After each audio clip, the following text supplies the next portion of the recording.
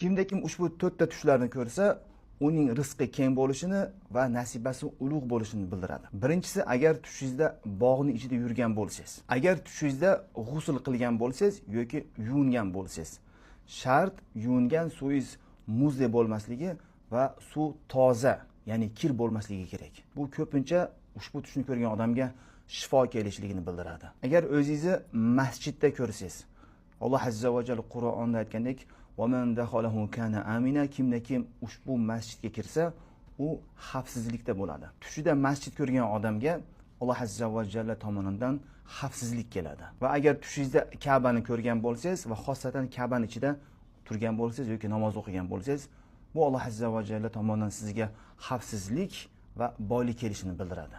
Allohu a'lam. Ushbu 4 ta narsa rizqni ko'paytiradi, rizqni ziyoda qiladi. Birinchisi, ko'p tahajjud namoz o'qishlik. Saharlab tongda ko'p istig'for etishlik, xayr ehson, sadaqalar qilishlik. To'rtinchisi, tongda va kechasi ko'p zikr qilishlik. Va ushbu 4 ta narsa rizqni to'xtatadi, rizqni barakasini keltiradi. Tong payti doim uxlashlik, dangasalik, benamozlik. To'rtinchi, xiyonat.